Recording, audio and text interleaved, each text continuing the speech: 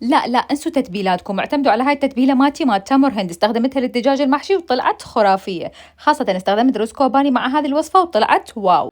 أول شي وأهم شي راح نحضر التتبيلة مال الدجاج، خليت خل ودبس الرمان وتمر هندي، وهنا خليت ملح وفلفل أسود وبهارات كلها راح أكتب لكم إياها بالكابشن.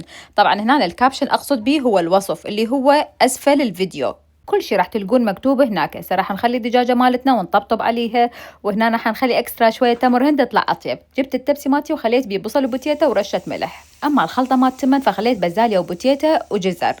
هسه راح نجي نطبخ التمن. خليت شعرية هالمرة شوية حمستها بالزيت وبعدين شوية مكعبين ماجي، اختياري ممكن ما تخلون. هسه راح اضيف رز كوباني اللي منقعته قبل واقلبه ويا الشعريه، واضيف البهارات كلها راح اكتبها بالوصف. بعدين هنا راح اخلي مي ويستوي، وبعدين اخلي الحشوه عاليه وراح يصير بهالشكل هذا. هسه راح نجي نحشي الدجاجه مالتنا بعد ما تبلت كل زين بتتبيلتنا اللذيذه. هسه هنا راح ناخذ كميه كلش زينه من التمن نحشي بيها دجاجتنا، ودائما الكميه لازم تكون مناسبه لحجم الدجاجه مالتكم. بعد ما حشينا الدجاجة من الجهتين راح أخيطها وراح أخلي التتبيلة مالتنا وأضيف شوية مي، وراح أبدي أغلفها بورق زبدة بعدين ورق الألمنيوم وأدخلها فرن إلى أن تستوي تماما. راح تطلع لكم بهالشكل هذا ذايبة ذوب ولاجعة وتخبل. راح أخلي الكمية اللي بقت من التمن بنفس التبسي حتى الطعم يكون مضاعف. خليت اللوز والكشمش ومحشيكم الطعم يموت. لازم تسوون طريقتي، يلا كتبوا لي حبيتوها.